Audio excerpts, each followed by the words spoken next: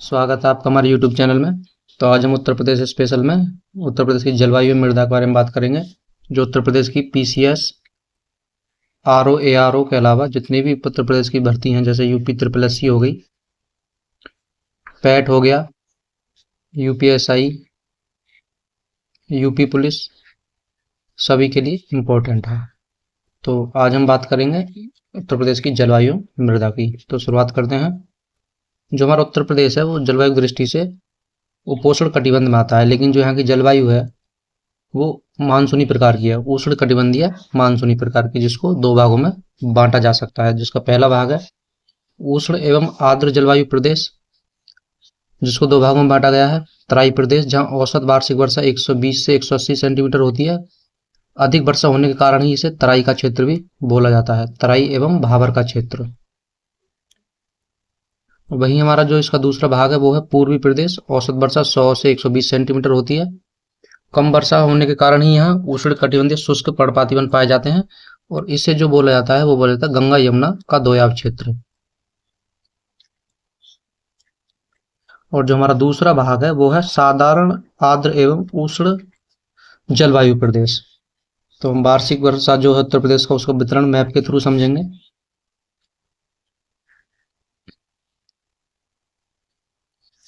तो ये उत्तर प्रदेश का मैप है हमारे सामने, जिसको हम तीन भागों में बांट सकते हैं। जो उत्तर प्रदेश की वर्षा का वितरण है उसको हम तीन भागों में बांट सकते हैं। पहला माध्यमिक वर्षा, दूसरा निम्न वर्षा, और तीसरा अल्प वर्षा। जो माध्यमिक वर्षा है वो जो साल की औसत वर्षा है वो 120 से 180 सेंटीमीटर के लगभग वर्षा यहाँ होती है साल भर में, इसलिए इसको तराई एवं भाबर का क्षेत्र भी बोला जाता है। और यहाँ आर्द्र पर्णपाती वन पाए जाते हैं, आर्द्र पर्णपाती वन पाए जाते हैं इस क्षेत्र में। और जो हमारा निम्न वर्षा का क्षेत्र है, जहाँ 100 से 120 सेंटीमीटर के लगभग औसत वर्षा पूरे वर्ष भर में होती है, वहाँ जो वन पाए जाते हैं शुष्क पर्णपाती वन पाए जाते हैं। शुष्क इसलिए क्योंकि यहाँ तुलनात्मक रूप से कम वर्षा होती है, और इसको जो बोला जाता है वो बोला जाता है गंगा यमुना दोआब का क्षेत्र। ये जो क्षेत्र हमारा, इसी को गंगा यमुना दोआब का क्षेत्र बोला जाता है। और जो हमारा तीसरा पार्ट है वो है अति अल्प वर्षा, जहाँ 80 से 100 सेंटीमीटर लगभग वर्ष भर वर्षा होती है, और यहाँ इसी कारण कटीली झाड़ियाँ पाई जाती हैं। उत्तर प्रदेश में जो कटीली झाड़ियाँ पाई जाती हैं वो इसी क्षेत्र में पाई जाती हैं, और इसको पठारी प्रदेश भी बोला जाता है।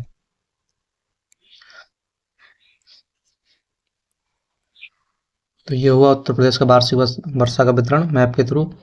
तो कुछ बेसिक फैक्ट्स हैं, जो बेसिक फैक्ट्स हैं उनको भी देख लेते हैं। तो जो हमारे कुछ बेसिक फैक्ट्स हैं उन पर भी एक नज़र डाल लेते हैं। तो जो ग्रीष्म ऋतु के समय औसत अधिकतम वर्षा है,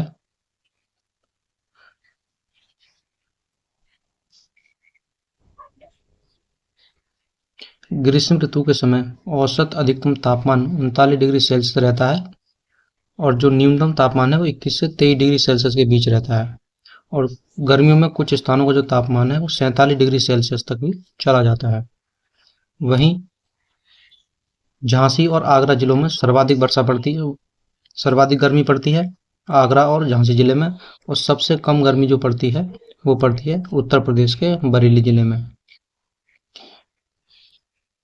उसी तरह सर्वाधिक वर्षा होती है उत्तर प्रदेश के गोरखपुर जिले में, और सबसे कम वर्षा होती है मथुरा जिले में। ये इंपॉर्टेंट क्वेश्चन है, कई बार पूछे जा चुके हैं।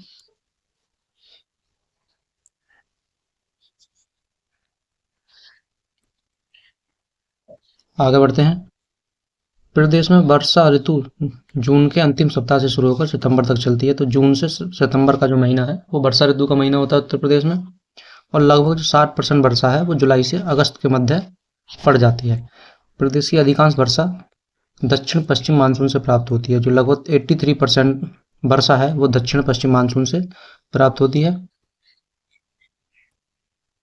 प्रदेश में शीत ऋतु के समय दक्षिणी पठारी क्षेत्र में औसत अधिकतम तापमान 28.3 डिग्री सेल्सियस, और जो न्यूनतम तापमान है वो 13.3 डिग्री सेल्सियस तक रहता है। और जो मैदानी भाग हैं उनका औसत अधिकतम तापमान 27.2 डिग्री सेल्सियस और न्यूनतम तापमान 10 डिग्री सेल्सियस तक रहता है। तो ये तो होगी उत्तर प्रदेश की जलवायु। बात करते हैं उत्तर प्रदेश की मृदा की, जो कि एग्जाम की दृष्टि से बहुत ज़्यादा महत्वपूर्ण है। तो जो उत्तर प्रदेश की मिट्टी है उसको भौगोलिक बनावट के आधार पर दो मुख्य भागों में बांटा गया है।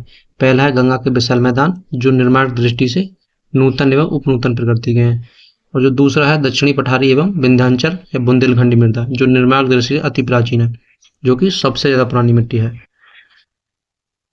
जो गंगा के मैदानी मृदा को बनावट के आधार पर भी दो भागों में विभाजित किया गया है। प्रथम प्राचीन कौप मिट्टी, जिसको बांगर मिट्टी भी कहा जाता है, और दूसरा है नवीन कौप मिट्टी, जिसे खादर मिट्टी कहा जाता है। तो ध्यान देने वाली ये बात यह है कि जो प्राचीन मिट्टी है उसको बांगर कहा जाता है, और जो नवीन कौप मिट्टी है उसको खादर कहा जाता है। जबकि जीवाश्म, जो हमारी बांगर मिट्टी है, प्राचीन जलोढ़ मृदा है जिसमें फास्फोरस में चूने की अधिकता पाई जाती है, जबकि जीवाश्म पोटास तथा नाइट्रोजन की कमी पाई जाती है। और इस मिट्टी को दोमट मिट्टी, बलुई मिट्टी आदि नामों से भी जाना जाता है, और उत्तर प्रदेश के पूर्वी भाग में इसका स्थानीय नाम उपरहार है। तो ये ध्यान देने वाली बात है कि इसमें जो पोटास में है, नाइट्रोजन, उसकी कमी पाई जाती है, और फास्फोरस और चूने की अधिकता पाई जाती है। और जो हमारी खादर मिट्टी है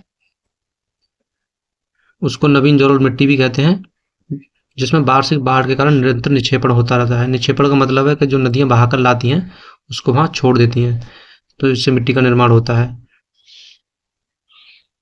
इस मिट्टी में सिल्ट, बलुआ, नूतन कौप, मटियार, दोमट आदि नामों से जाना जाता है। इसमें जीवाश्म, मैग्नीशियम, पोटास एवं चूने की अधिकता होती है, परंतु ह्यूमस जो होता है और फास्फोरस उसकी कमी पाई जाती है। साथ में नाइट्रोजन भी कम मात्रा में होता है।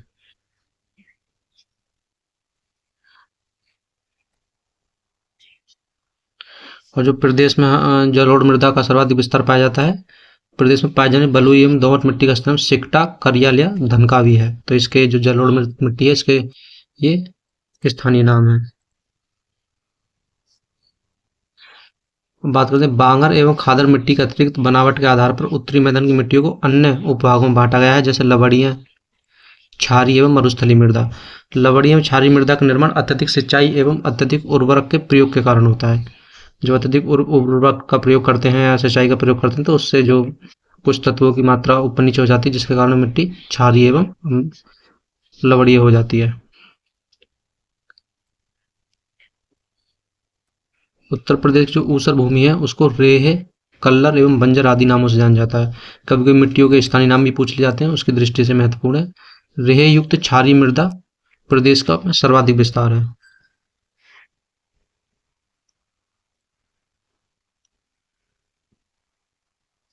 और जो मरुस्थलीय मृदा है,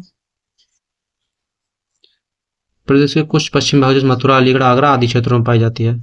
और बुंदेलखंडी मृदा दक्षिणी पठारी भागों में पाई जाती है। प्रदेश के इस क्षेत्र में पाई जाने वाली काली मिट्टी को कपास या रेगुर आदि नाम से जाना जाता है। तो कपास या काली मिट्टी कहाँ पाई जाती है? जो हमारे बुंदेलखंडीय क्षेत्र है, वहीं काली मिट्टी पाई जाती है। और जो लाल मिट्टी है वो उत्तर प्रदेश के मिर्जापुर, सोनभद्र जिलों में पाई जाती है। इस मिट्टी का निर्माण बालू में लाल शैलों के अपक्षयन से हुआ है।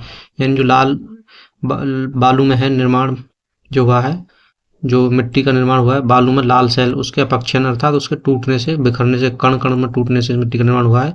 इसमें जीवाश्म, चूना, फास्फोरस एवं नाइट्रोजन की कमी पाई जाती है। ये जो मिट्टी है गेहूं, चना, दाल आदि फसल उगाने के लिए महत्वपूर्ण है।